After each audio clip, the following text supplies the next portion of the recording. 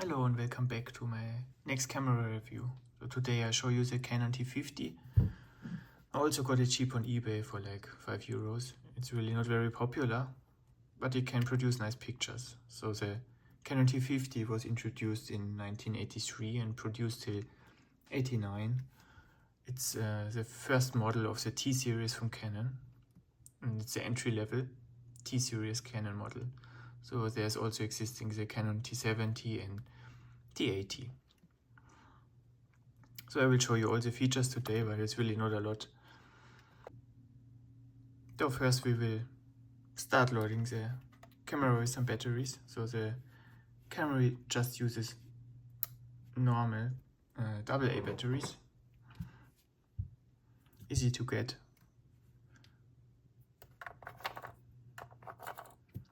So when you buy it, you should check that this latch is really okay, because it feels really not very sturdy. I'm also always be a bit patient when I close it to not ruin it. So now I will load one of the lenses. So these cameras, they support FD lenses, like the older Canon AE1.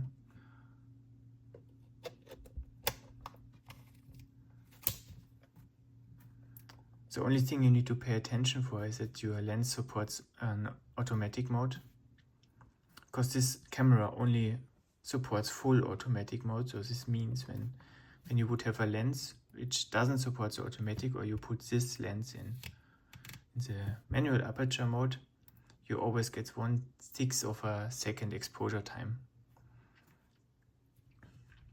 Yeah, we put it back to auto. So I show you now all the features. It's actually really not a lot, because this camera is really for beginners and it's very easy to use. So now it's in lock mode, so it's switched off. The BC is the battery check.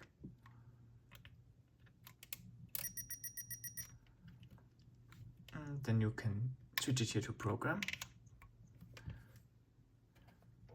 which is the mode for normal usage. Just focus and shift.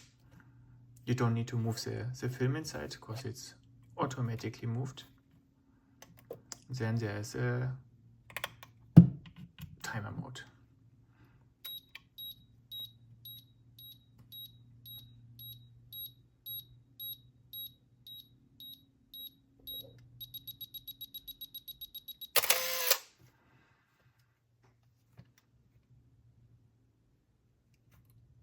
Basically that's all the features it has. So here you can open the loading mechanism for you.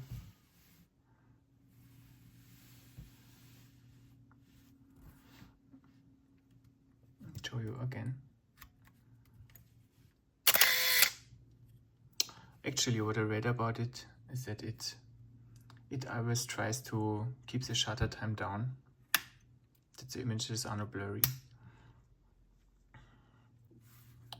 Well, we can try to load the film now. It's also not very difficult.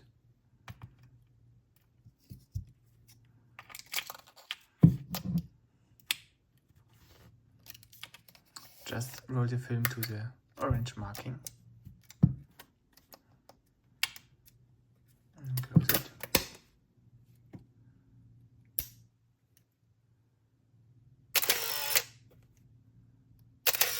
And then we're ready to go. It helps you a bit when you can really start taking pictures.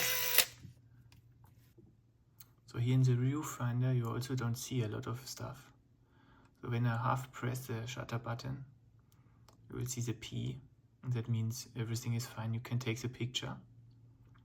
If it's too dark, the P starts blinking.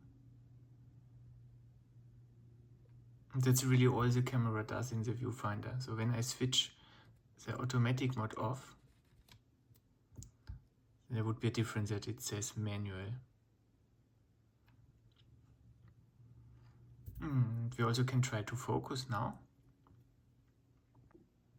So here you can see the 2 circles in the middle. So you need to line them up to focus properly.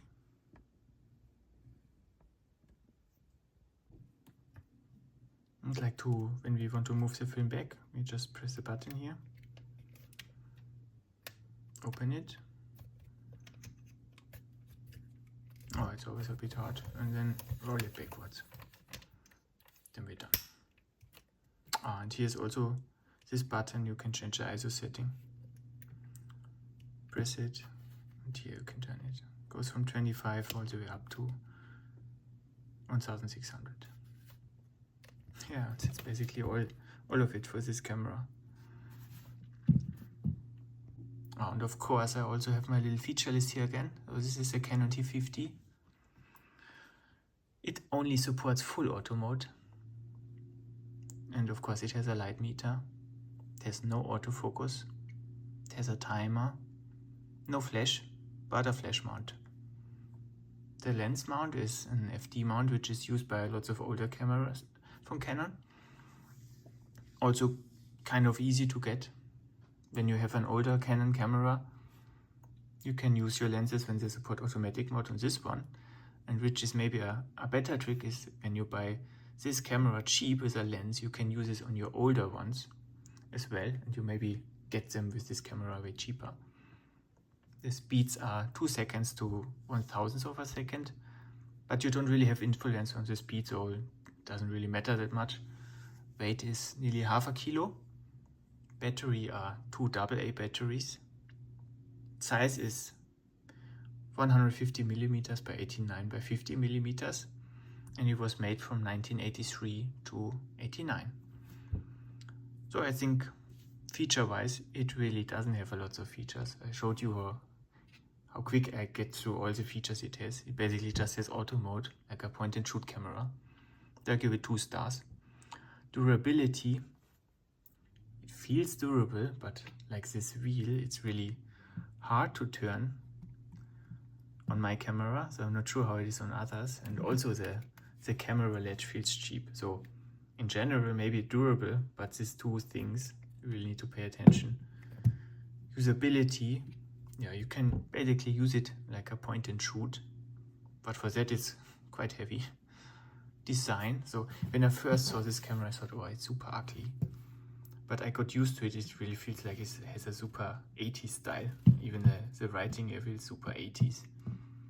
Price wise, it's the cheapest camera you can find which uses film.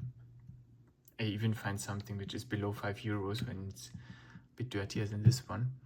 In experience, I give it 2 stars. It's maybe good for beginners, but overall not that interesting to use because you can't really play around with it. So thank you for watching the video, and see you next time.